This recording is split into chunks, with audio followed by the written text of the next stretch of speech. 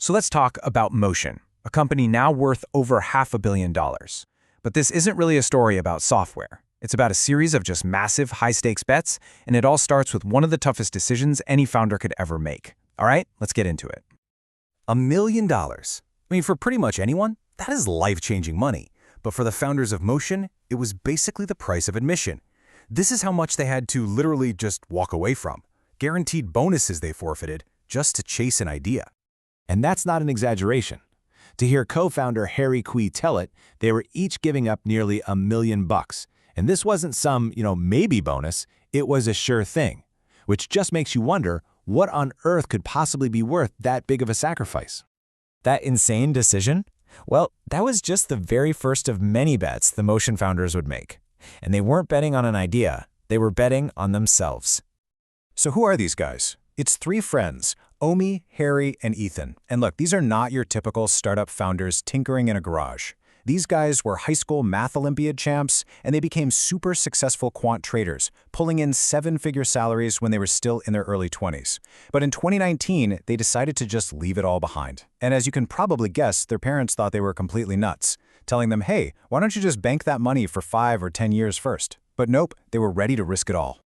So they take the leap, and at first, man, it looked like their bet was paying off big time. But what looked like a mountain of success was actually something else. It was a false peak, and it was leading them straight towards a dead end. The speed they moved at was just incredible. So after they had to pivot away from a sports betting idea in Y Combinator, they built this AI calendar app for regular people. The second they launched it, growth just exploded. I'm talking they went from basically zero to $1 million in annual recurring revenue, ARR, in just 2 months. And over the next couple of years, they scaled that thing up to almost $20 million. Okay, so they've got this fast-growing, super profitable business. By any metric you can think of, they'd made it, right?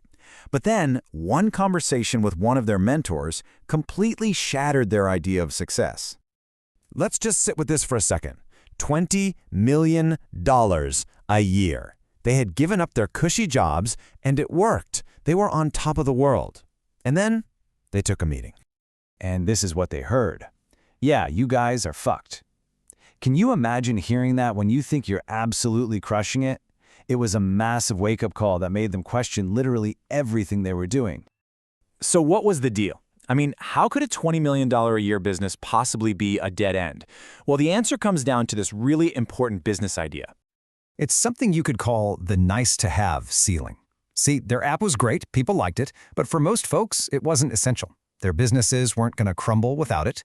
And when your product is just nice to have, people don't stick around as long. It puts a cap on your growth, and you can never really become a true billion-dollar company. Sure, they could have stayed a profitable $20 million business, but that wasn't the goal. And this is where the second huge bet comes into play. They're staring this reality in the face, and they make another gut-wrenching decision to pivot away from their successful product, to basically start from scratch, all to chase a much, much bigger vision.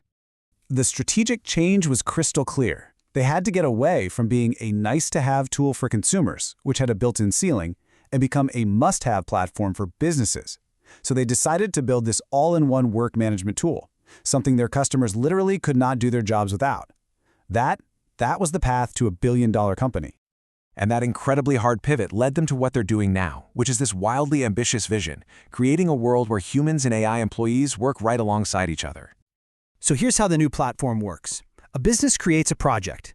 Some of the tasks go to the human team members, but the other tasks, the boring, repetitive stuff, can be assigned directly to what Motion calls AI employees. And since it's all in one system, the handoff between a person and the AI is totally seamless. They're not just helping you manage work anymore, they're actually doing the work for you. So, did the bet pay off? Just look at this growth chart. After they launched their new AI product in early 2024, they went from zero to over $10 million in annual recurring revenue from just that product line in a matter of months. It was just insane validation that they made the right call. But what is it that really drives this relentless need to win? To sacrifice millions, to walk away from a successful company and start all over? Well, it goes a lot deeper than just business strategy. It's personal. For one of the co-founders, Ethan, it comes from being a first-generation immigrant. He just felt this intense need to prove himself, to make sure all the sacrifices his parents made to give him a better shot at life were worth it. And for Harry, the motivation is even more primal. He says the shame of failing would just be too much to handle.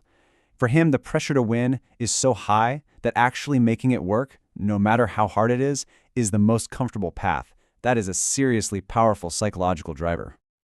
And this number right here, this represents another huge piece of what drives them, 150. That's how many investors said no to them after their YC demo day. They were trying to raise money right when the COVID-19 pandemic hit, and they just got rejected over and over and over. That whole experience left them with what they call a giant chip on their shoulder, this burning desire to prove 150 people wrong. And all of this leaves us with one final thought. For a lot of people, success is about the thrill of victory. But for founders like the ones in motion, the story is a bit more complicated. So what happens when the fear of losing isn't a weakness, but it's actually your greatest strength? Well, for motion, it seems to be the very engine that's pushing them towards a billion-dollar future.